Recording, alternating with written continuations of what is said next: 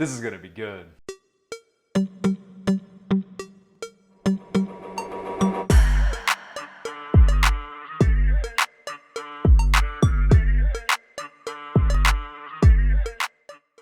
What up, Jet Team? Ryan here. Welcome back to the channel. So glad to have you here. If you haven't been here before, I'm a former F-15 e-combat fighter pilot, F-16 Thunderbird pilot, and current commercial pilot. And I use that experience to break down epic aviation videos and stories that you send to me on Instagram. And someone on Instagram asked if I could break down the Battlefield 3 F-18 mission. So ask and you shall receive, my friend. So we're gonna be watching that, but before we do that, please go ahead, thumb that like button for me and maybe even subscribe. Every time you like and subscribe, a pilot somewhere gets their wings. Let's dive in to this video. Here we go.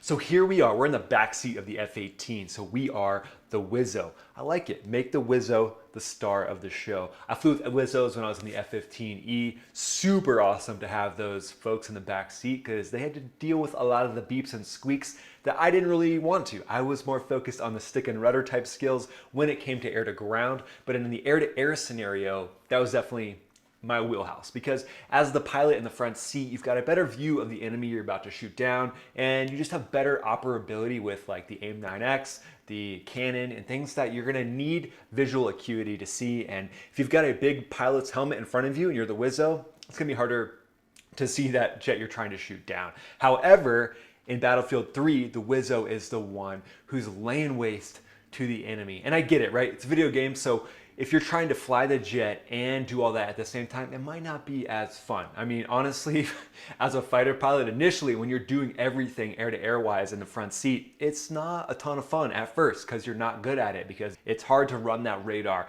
It's hard to put the gun solution in the right place, pull the trigger at the right time while you're maneuvering, controlling your airspeed and all that. So I like that they did that for this game, so it's more fun. At the end of the day, it's a video game. It should be fun.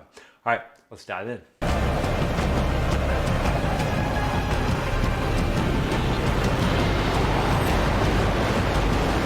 All right, so if you're about to fly into clouds as the flight lead, you're not gonna have your wingman that close because if you can't see each other, there's a chance you could hit. You'd probably put them back in radar trail. And then if you're going into a combat zone, you're gonna be in tactical formation at least a mile apart.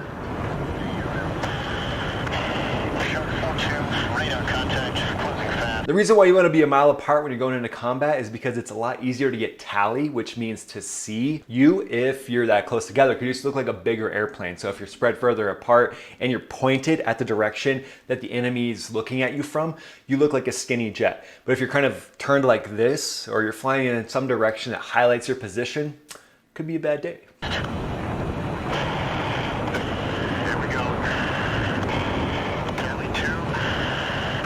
Okay, so tally 2, at this point, I would be saying split or something like that to get my wingman away from me and make the bad guys choose. Make them determine, who they're gonna go after, and don't be a big sitting duck.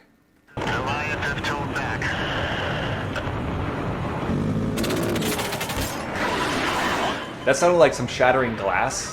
Not gonna be good. So to be in a supporting position for your wingman, you're gonna want probably 6,000 to 9,000 feet behind them in order to have a weapons engagement zone and a weapons solution that is gonna be far different from what your wingman might have. So if your wingman's close and tight in on the bandit, they might only be able to shoot like an AIM-9 or the gun, but if you're a little further away, you might have enough distance to fire an AMRAAM or something that's more radar oriented. And just keeping the visuals easier when you have a little more space as well. So this is air combat maneuvers, which is essentially supposed to be 2 good guys versus 1 bad guy. Now, obviously in combat, all bets are off, man. You can't be like, hey guys, we're supposed to be 2 versus 1. Why'd you bring 2? So at the end of the day, you got to adapt and overcome. And that's something as a fighter pilot, you're constantly doing. You're moving, you're shaking, and you're making it happen. My favorite slogan as a fighter pilot was be an athlete and make it happen. And that's what they're about to do. Let's see how it goes. I'm engaging.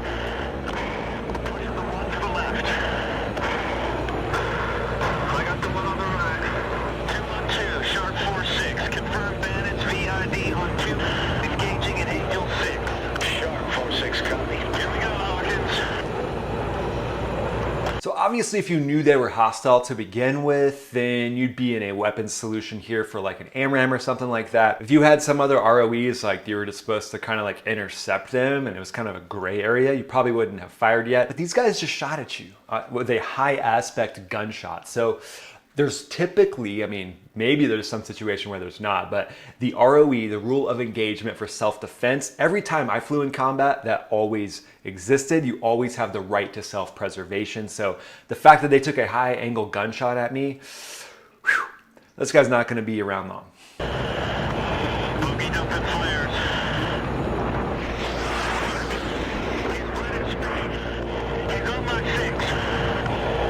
All right, so there's the Cobra maneuver. Maverick's gonna come after them for a trademark violation. Now, if you're in an F-18, you should be able to match that relatively well, because I think what they're fighting against is like a Su-27, some variant like that. But in the F-18, it's super maneuverable, really well built to fly at low air speeds, and it can execute somewhat of a Cobra maneuver as well, which is essentially when you just turn your jet into a big speed brake. The thrust to weight ratio in the Hornet's good. I mean, I think at the end of the day, you're going to be kind of ready for this, hopefully, but hey, apparently they were looking at something else, so let's see how it goes.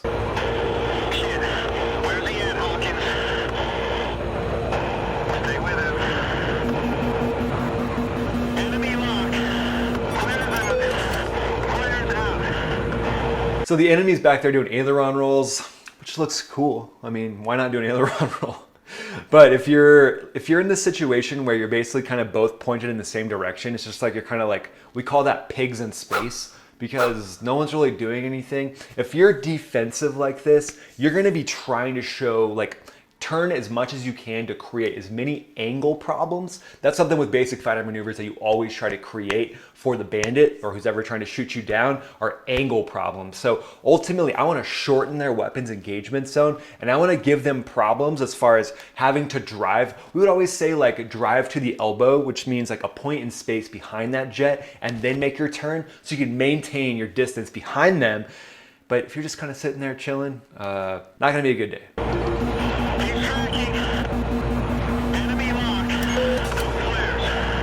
It is realistic though that the wizzo is going to be looking back, and that's one of the amazing advantages of having a weapon systems operator in the back seat, someone who can turn and look at the bandit and execute that chaff and flares, get those decoys out there, those countermeasures, so that it's happening in a timely manner. If you're trying to fly BFM like you would in a Viper, I mean, there were times in the Viper where, you know, you're trying to pull 9Gs, you know, you're trying to modulate your airspeed, you know, you're going in and out of max afterburner. You're also trying to keep tally on the bandit behind you. You're releasing chaff and flare. I mean, it's a lot to handle. So one of the huge benefits of the Hornet and the F-15E for sure.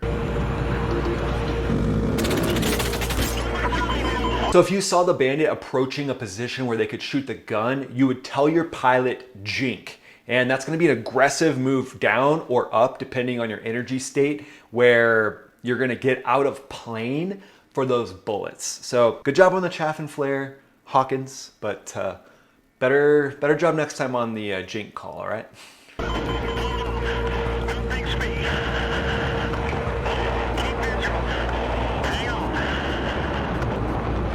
So that was kind of cool, and you would kind of see that if you were in like a tree scenario is what we call it. That's when you're kind of fighting for nose position, and you can get into like a scissors as well, but all those different things are just fancy terms for trying to get behind the other aircraft. So if you create those angle problems for them, and then you see them rapidly approaching your wing line, hey, things are looking good, keep doing what you're doing, and hopefully they'll shoot out front, and now you'll be the hunter.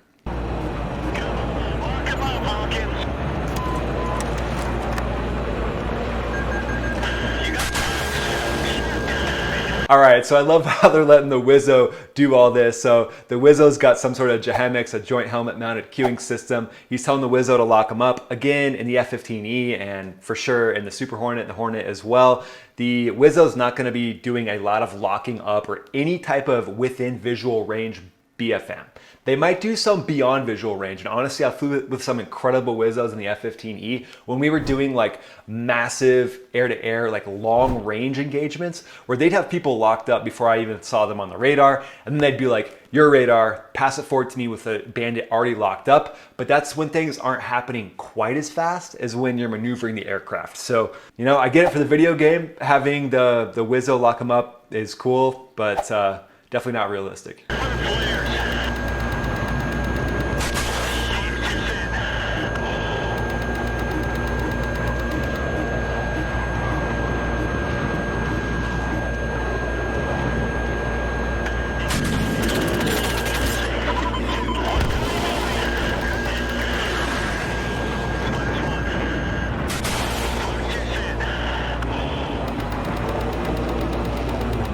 That was pretty cool. I think he had them locked up behind him and they shot that. So an off-bore sight missile is like the AIM-9X that can shoot off-bore sight. So cool that that's in the game.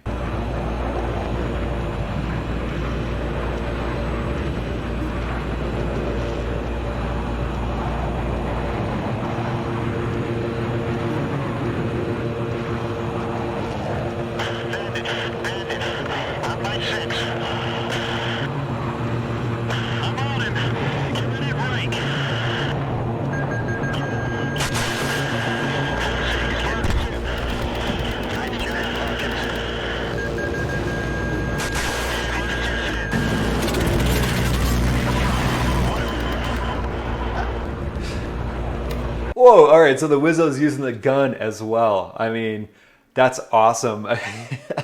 It's kind of funny how they, like with the AIM-9X, like being off bore sight means you're basically being able to shoot somewhere that's not fixed. Now with the gun is fixed. And in the F-15E and in the Hornet, the gun's canted up 2 degrees, which just essentially means that you can have your nose not exactly pointed at the bandit, maybe directly pointed at the bandit, and it's pulling lead for you. So it's basically built for an air-to-air solution, but it's fixed. So you have to move the gun with the whole aircraft.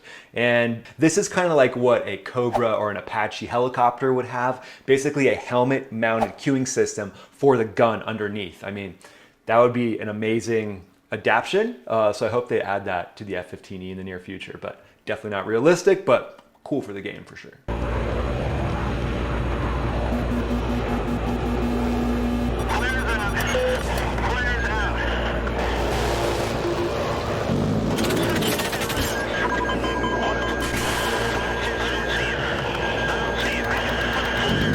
Okay, so if you're doing aileron rolls like that, you're gonna get shot at. You're gonna get shot down probably. Big picture, if someone's behind you like that, you can do like a 1 or 2 moves and it's called a reversal. So if you see someone kind of about to overshoot, you can reverse on them and then turn back the other way to get behind them, but you get like 1, maybe 2 of those, but you don't wanna be that pig in space just spinning around. We'll save that for the air shows.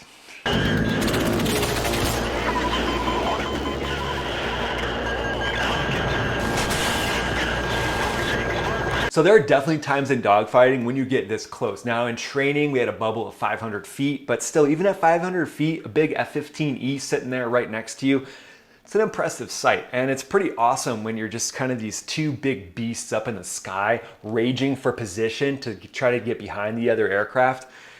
Man, just so much fun. So seeing that in the game and kind of getting that same sense, it's really cool. So man, I mean, this is an awesome game.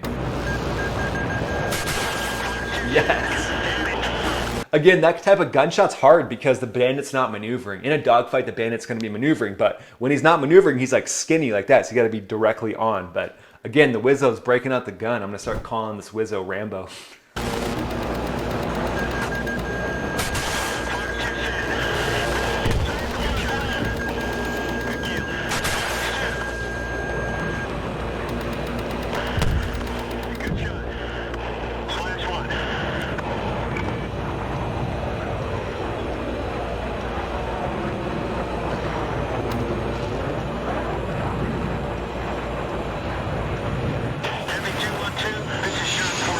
Nice, so that was a really good series of dogfights. Now, as the wizzo, you gotta just plan your victory speech. Solid job. Cool game. It was really fun to break that down. If you guys enjoyed that, let me know in the comments section or hit me up on Instagram and let me know if you want to break down other video games. Would love to. Thanks so much for being here, guys. Before you go, why not? Just download that like button for me. Maybe even subscribe. Most of all, I hope you have a great day. See you on the next video.